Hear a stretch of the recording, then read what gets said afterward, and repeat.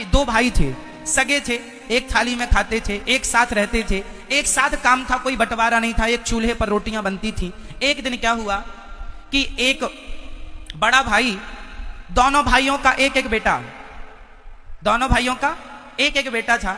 अब जरा ध्यान से सुनिएगा।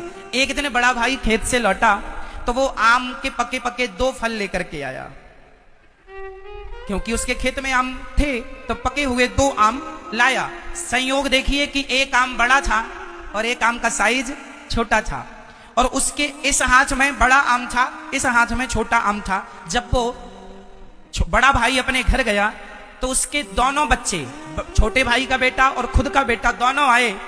दोनों ने कहा आम, एक ने कहा पापा आम लाए हैं, दूसरे ने कहा ताऊ जी आम लाए हैं।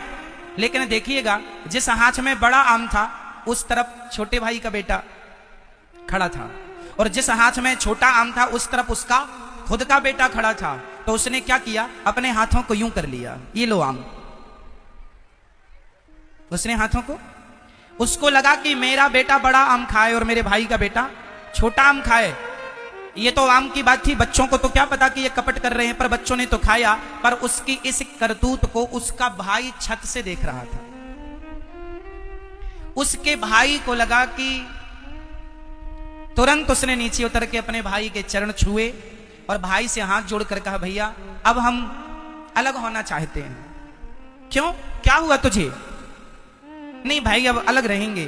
उसने अपना घर, अपना चूल्हा, अपना सब अलग अलग कर लिया। विवाद होके, झगड़ा करके अलग अलग होए, उससे अच्छा प्यार से अलग अलग। तो बड़े भाई ने छोटे से पूछा मेरे भाई बता तो सही, क्या गलती हुई मेरे से, तू मुझे छोड़कर क्यों जाता है? उसने कहा भाई अब आपके अंदर कपट आ गया। उस दिन आपने आम दिए थे बच्चों को, तो आम जब आपने दिए तो आपने हाथ यूं कर लिया।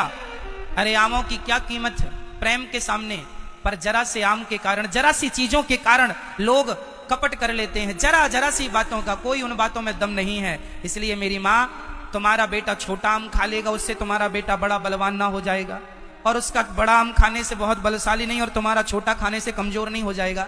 इसलिए बातें खाने पीने की नहीं है।